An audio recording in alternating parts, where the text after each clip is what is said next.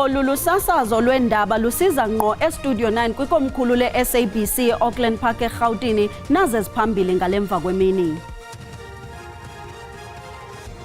Bashiyeke bematshekile abasebenzisi bezithuthi zikawonke-wonke ngalentsasa kwisixeko saseBuffalo City eMpuma Koloni emva koqhankqalazo lweeteksi. This Zimbabwe is an undocumented Zimbabwe. Kubanjwe ummi waseZimbabwe okweli ngokungekho mthethweni ngokuphathelene nesiganeko sokudubula kubulawa abantu abahlanu eMerimi eSoshanguve ngentsasa yangomgqibelo.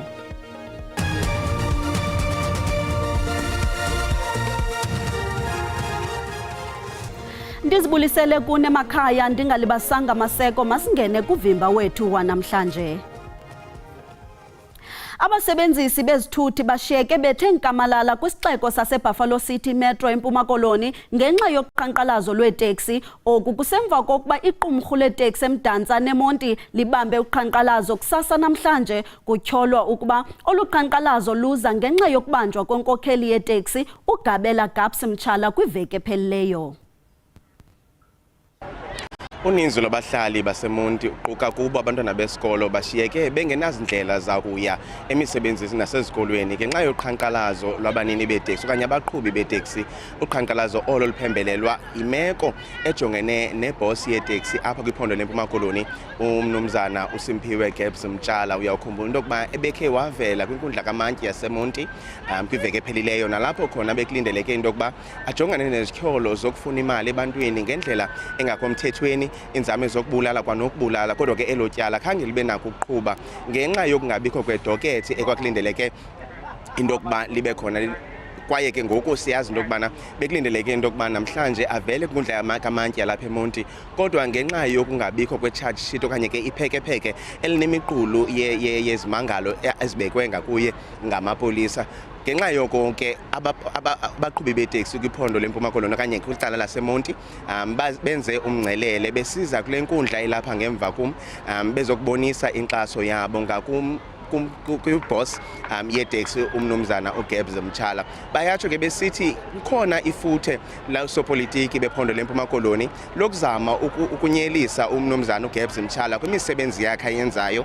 Besithi ngenxa yemisebenzi emihla yenzayo baninzi abantu ababona okabambona njengathi ngumuntu ohlutha kubo inyama emlonyeni, kodwa ke njengoba ke besithetha kwakunye nabaqhubi beeteksi besithi bazawuqinisekisa into yokuba abo bantu banefuthe okanye ke bazama ukonyelisa umnumzana uGabs Mtshala. Bazawuqinisekisa into yokuba bajongana nengalo yomthetho kwaye bayafumana. Besithi noxa nje bengazokwazi ukubaxela into yokuba bangobani, kodwa ke bayabazi kwaye baza kuqondana nabo ngqo emehlweni, kodwa kwangoku masithathe intambo siziphosele kuRhawutini.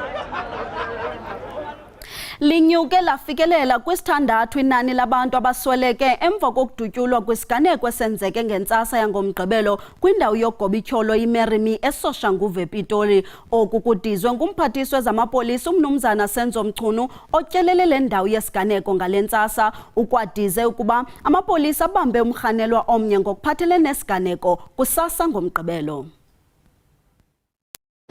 Umphathiswa wezamapolisa umnumzana Senzo Mchunu uthumela amazovelwano kwiintsapho zamatshantliziyo amahlanu alo lwaphulomthetho abulewe yisentsha emini yangomgqibelo.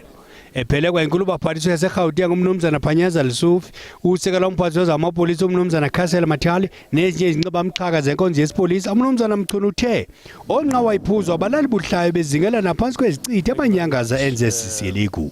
Uthe nakubeni kunqakule kodidinjelwa kwezimnyamisela indoda exhobileyo inzalelwane yaseZimbabwe abakwentsasana baza kuthumela umkhono ekati ebanjwe nawo le ndoda kuhlolo lwezenzululwazi ukuba ingaba lo mpungu osetyenziswe kusini na kwesesiganeko sangonyezi ngomgqibelo. This Zimbabwe is an undocumented Zimbabwe. In other words, he is somebody who is illegally here in South Africa in the first place. We are still going to go on in terms of when and how he got to South Africa in the first place. Umphathi wamchunu ukhuthaze abahlali balommandla oGobityholo iMary Me ukuba basebenzisane namapolisa ukusiphula nengcambu lwaphulomthetho kule ngingqi.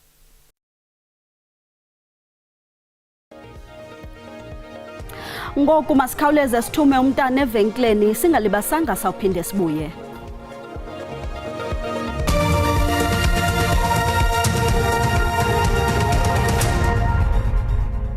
Sinamkele kwakhona xa sihlabela mgama uninzi lusatsala nzima ukufikelela kwezempilo ukanti kusekho ukonyeliso okukhulu kwimiba ephathelene nempilo yamalungu omzimba anento yokwenza nenzala. Njengokuba kuqosheliswa inyanga yamalungelo oluntu, umbutho weSisa AIDS Foundation of SA idlala indima enkulu kulwa imingeni ejamelene nabahlelelekileyo kwimiba ephathelene nempilo kwezenzala. Apha estudio sinaye unkosikazi Nontuthuzelo Fuzile nongumphathi wamalungelo oluntu kumbutho esiza kumncambazisa ngalomba. Sikwamkele Mamfuzile, kunjani?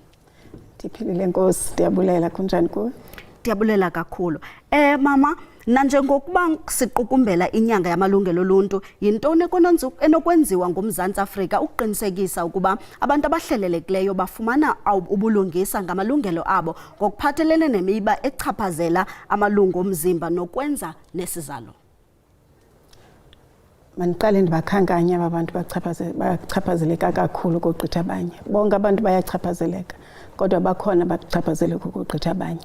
Abo bantu abe isimo sabo sibasicayi kakhulu. Abantu abaphila nokhubazeka, abantu abaphila nengculazi, abantu abenza umsebenzi wabo emigaqweni nakwezinye indawo esibabiza bazi-sex workers, abantu abaphila ne-TB, nazo zonke ezinye i-minority groups ukuquka nabantu besini esinye abathi bathandane. Ngabona abantu abo kuye kugxininiswe kuyo not ukuthi abanye abantu abahlukumezeki, kodwa kubo ziphindaphindane ngenxa yezimeko abazibona bekuzo. Kumisebenzi yenu yokulwela amalungelo abantu kwezenzala, ingaba yebiphi mhlambi imingeni enijamele nayo kanye exaba endleleni yenu? Aba bantu nibabalayo ngenxa yento kokubana bafika kumaziko ebefanele babafumana uncedo kuwo esingawabizi ba amaziko ezempilo nezinye indawo nezobulungisa. Baqale bajongwe phansi kwemeko abaxelenga kuzo i-sex workers naphansi kwemeko abaphila phansi kwazo. Bathi bakuba bejongiwe bafumanisa bana ngokwesigqibo salo bajongileyo abafani nabanye abantu, iqalisa impatho ingafani.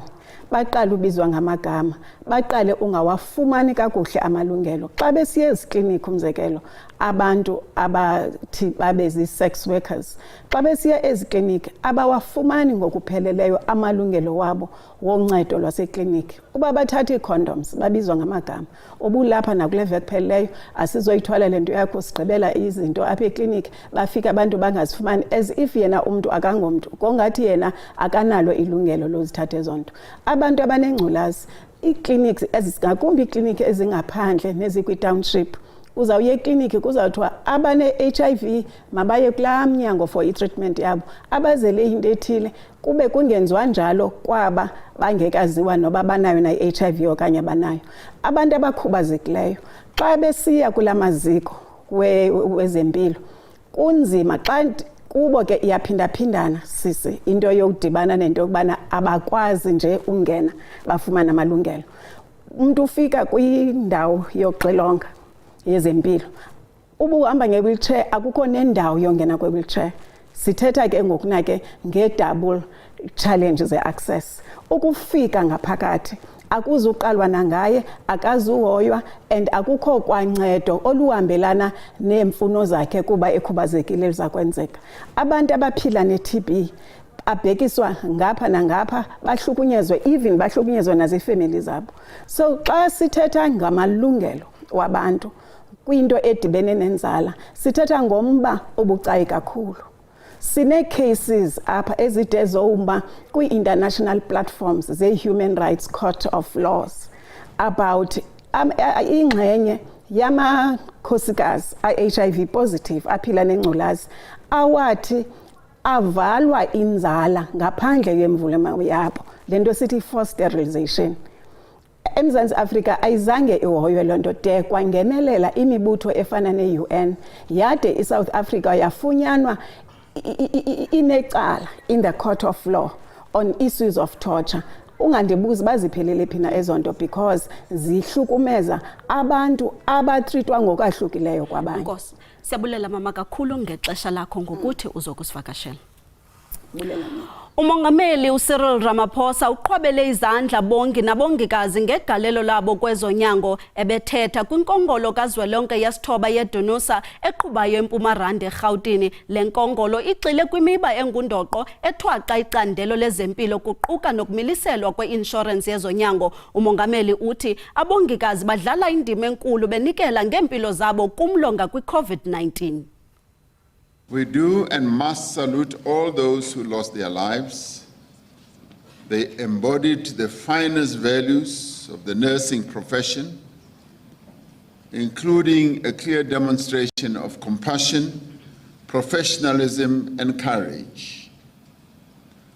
It is in great measure thanks to their efforts that our country, and your efforts as well, that our country was able to recover from COVID-19 and to begin the task of rebuilding.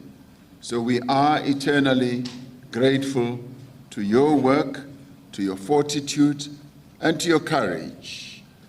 People may see you wearing your white uniform, may see you walking around in wards in hospitals, but they may not know that you are the real soldiers that are saving our country and its people on a daily basis. Thank you very much for what you do.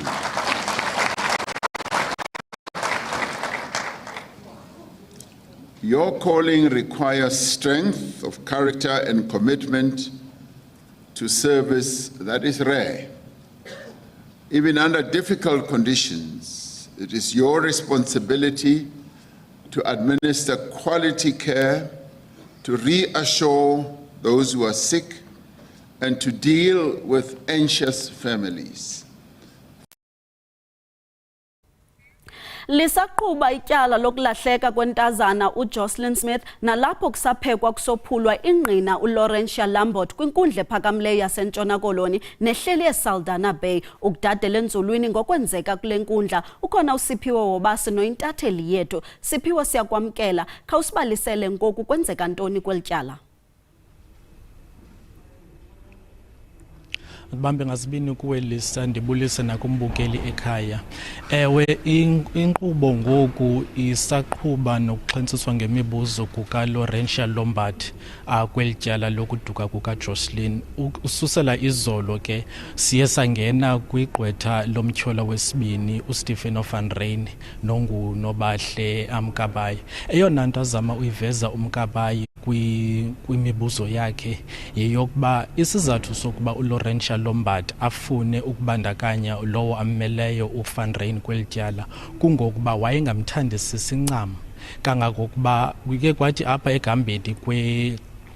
egambeni kwethuba namhlanje ngethuba esaxhentsiswa buzo watsho naye ngowakhe umlomo uLambert ukuba ewe uyavuma kunjalo, kwanyanzeleka inkundla iphinde isabele kwakhona uba ngaba uyaziva uthini na okanye mhlambi wenze impazamo. Eyona nto iyiqapheleke yeyokuba zininzi impazamo azenzayo uLambert phakathi kobungqina awabunikezela emapoliseni ngethuba ebanjwa nobungqina awabunikezelayo emveni kokuba ke ngoku iguquke walingqina lombuso. Siyakhumbula ukuba yayingumrhanelwa wesile okanye yayingumtyhola wesine kwelityala kodwa wajika wabalingqina lenkundla emveni kokuba ke ngoku amatyala athi achithwa ngakuye. Eyona nto eyavela futhi namhlanje eyayimpixha badala eqaleni kwelityala ngumba we-distance ukusuka kwindawo apho uLaurentia Lambert athi wayeme khona ngethuba ebona uKelly Smith esiya kwipolo emhlophe nalapho wayeyokuthetha nowasetyhini. Xa imchaza ke lo wasetyhini wayekulaa polo imhlophe umchaza ngomntu wayenamachokoza amhlophe apha. Uyawukhumbula eyona nto ibangwa nguLambert yokuba uKelly Smith ongumama koJocelyn wathengisa uJocelyn emthengisela ixhwele ngemali engange-20,000 nelalifuna amehlo kunye ke nesikhumba sakhe. Into eyevela apha ekhondle yokuba kule ndawo athetha ngayo ingumgama ozimitha eziyi-90 ukusuka apho athi wayeme khona ukuya kule ndawo. Umbuzo ngowokuba ke ngoku kwazi njani wabona amachokoza lo mntu wayechokozile ebusweni xa usithi wakumgama onjalo, kodwa umile ngelithi ba yena wakwazi uwabona kangangokuba inkundla ide yenza umzekelo apha ide yenza umzekelo malunga noku, kodwa eyona nto izawuqhubeka ke ngoku ujaji namhlanje uthi nakanjani mayiqukunjelwe ile nkqubo yokuba ahlatywe ngemibuzo ngamagqwetha noba singalala apha. Sibambe ngazo zibini ke phaa kuSiphiwo noyintatheli yethu ochophele elityala. Owayesakuba sisithethi se-ANC uPule Mabe ubhenele ekubeni umakhwekhwetha wegqwetha uadvocate Zola Majavu amele kumatyala obuqhophololo naza kuthubelezisa imali ngendlela mnyama. uMajavu ngoku uza kumela unkosikazi kaMabe nenkampani ezimbini ezibekwe ezizityholo, bonke babekwe ityala eliphathelene nethenda ye-27 million ekutyholwa ukuba inikezelwe ngendlela engafanelekanga kwinkampani kaMabe. Eli tyala lihlehliselwe umhla we-17 kaJuni. uPule Mabe wayesakuba sisithethi se-ANC nowayesakuba lilungu lesigqeba jikelele uzinqamle inkonzo zobeligqwetha lakhe ngaphambili wabhenela kuZola Majavu ukuba ammele yena nonkosikazi wakhe kubuqhophololo be-27 million rand nesiganeko sokuthubelezisa imali ngendlela mnyama. Kambe ke uMajavu uza kumela neenkampani ezimbini ezikwabekwa izityholo kulo mba. We are indeed proceeding in that regard for now in respect of accused number 5 only. And it is not something that I intend doing. I'm actually giving notice that I'm doing it right now, so that the court can make an inscription that that was done today for purposes of case management. And our position in respect of accused number 7 will follow the normal process. Akukudalanga ke uMajavu ekhuphe uzizi kodwa kwityala elingaphathelenanga neli lorhwaphilizo oku nangona i-NPA isithi iqinisekile ngokuma kwayo kulo mba. So as a state we will be studying the applications from accused number 1 and 5 for further particulars. Accused number 3 also applied for further disclosure. So if all those applications are found to be valid, we will be disclosing further particulars and making further disclosure to accused number 3.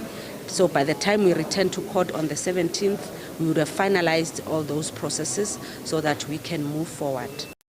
Anti ke uMabe ubeke phansi njengelungu lesigqeba se-ANC emva kokubekwa ityala logama iqumrhu elikhethekileyo lophando lizimisile ngqi impahla ezingundoqo zakhe ii-assets ngabula makhumsha neziquka indlu kanokutsho nomnyobo wemoto yakhe.